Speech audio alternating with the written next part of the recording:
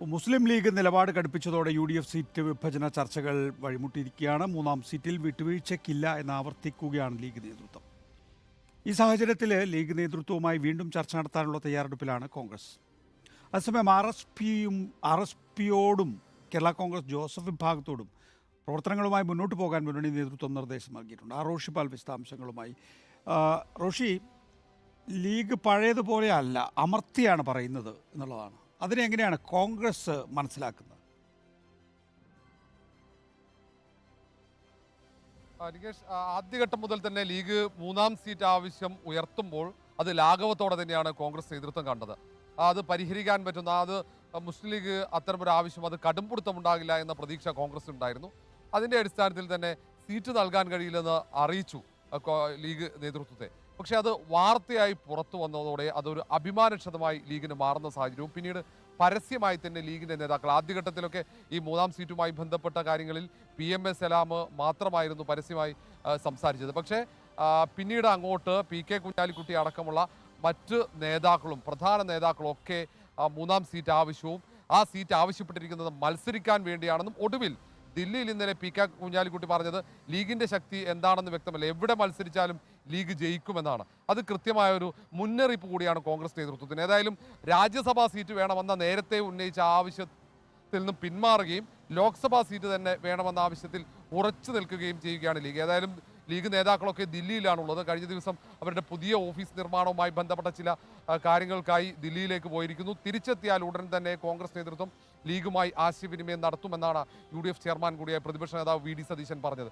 ഏതായാലും ലീഗുമായുള്ള ചർച്ച പൂർത്തിയായതിനു ശേഷം മാത്രമേ ഇനി UDF യോഗം ചേരുകയുള്ളൂ. കാരണം കഴിഞ്ഞ ദിവസം നിയമസഭാ സമ്മേളനം വൈകുന്നു എന്ന ഒരു കാരണം ചൂണ്ടിക്കാണിക്കാൻ കോൺഗ്രസിന് കഴിഞ്ഞിരുന്നു UDF യോഗം മാറ്റിവെക്കാൻ. പക്ഷേ അന്ന് UDF യോഗം ചേർന്നാൽ പോലും ധാരണയാകാതെ പിരിയേണ്ടി വരുമായിരുന്നു. സീറ്റ് വിഭജനം പൂർത്തിയാകാൻ കഴിയില്ല. കാരണം അന്ന് മുസ്ലിം ലീഗിൻ്റെ സംസ്ഥാന സെക്രട്ടേറിയറ്റ് യോഗത്തിൽ കടുത്ത തീരുമാനമാണ് എടുത്തത്. ഒരു കാരണവശാലും വിട്ടുവീഴ്ച വേണ്ടതില്ലെന്ന് ലീഗിൻ്റെ ഭൂരിഭാഗം ഭാരവാഹികളും യോഗത്തിൽ ഉന്നയിച്ചു.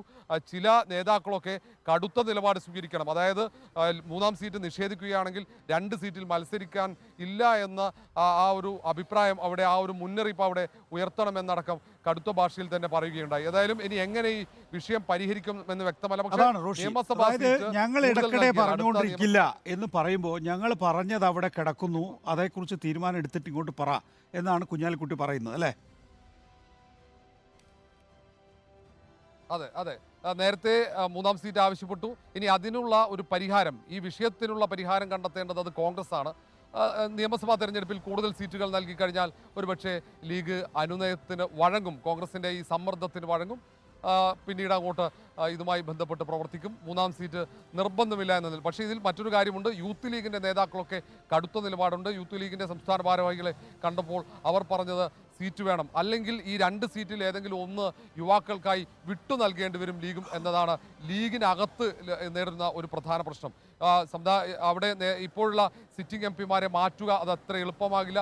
അത് ലീഗിനകത്ത് പുതിയ പ്രശ്നങ്ങൾക്ക് വഴിയൊരുക്കുകയും ചെയ്യും. അതുകൊണ്ടാണ് ഈ മൂന്നാം സീറ്റ് ആവശ്യപ്പെടുന്നത്. ഇനി മൂന്നാം സീറ്റ് ആവശ്യം അത് തള്ളുന്ന സാഹചര്യത്തിൽ അതിനുള്ള ഒരു പരിഹാരം കോൺഗ്രസ് നിർദ്ദേശിക്കും. ആ പരിഹാര നിർദ്ദേശം ലീഗിലെ പ്രധാനപ്പെട്ട നേതാക്കളെ കൺവിൻസ് ചെയ്യാൻ ലീഗ് നേതൃത്വത്തിന് അതും എളുപ്പമാകില്ല. ഏതായാലും വലിയ പ്രതിസന്ധിയാണ്, ചർച്ചകൾ വഴിമുട്ടുന്ന സാഹചര്യമാണ്. സമരാഗ്നി ഒരു ഭാഗത്ത് നടക്കുന്നതുകൊണ്ട് ഇതിൽ മറ്റൊരു പ്രധാന പ്രശ്നം കൂടി വന്നു. കേരള കോൺഗ്രസ് ജോസഫ് വിഭാഗത്തിനും RSPക്കും സീറ്റ് നൽകാൻ ധാരണയായെങ്കിലും അത് പ്രഖ്യാപിക്കാത്തതിൽ അവർക്ക് അമർഷമുണ്ട്. കാരണം അവർക്ക് അവിടെ പ്രവർത്തനം തുടങ്ങണം. കോട്ടയത്ത് LDFൻ്റെ സ്ഥാനാർത്ഥിയെ പ്രഖ്യാപിച്ചു. അവിടെ എത്രയും പെട്ടെന്ന് പ്രവർത്തനം ആരംഭിച്ചില്ലെങ്കിൽ തിരിച്ചടിയാകുമെന്ന ആശങ്കയുണ്ട്. അതുകൊണ്ടാണ് ഇന്നലെ സ്ഥാനാർത്ഥിയെ പ്രഖ്യാപിക്കാൻ അവർ തീരുമാനിച്ചത്. RSPയും സ്ഥാനാർത്ഥിയെ പ്രഖ്യാപിക്കാൻ തീരുമാനിച്ചു, വാർത്താ സമ്മേളനം അറിയിച്ചു. പക്ഷേ പിന്നീട് കോൺഗ്രസ് സമ്മർദ്ദം കാരണം അവർ രണ്ടുപേരും വാർത്താ സമ്മേളനം മാറ്റിവെക്കുകയായിരുന്നു. ശരി, വളരെ വ്യക്തമാണ് റോഷിപാൽ. അതായത് ലീഗിൻ്റെ ടെൻഷൻ ഉള്ളത് കൊണ്ട് തന്നെ കോൺഗ്രസ് ഒന്നുകൂടി ഒന്ന് ആലോചിച്ച് മുന്നോട്ട് പോകാം.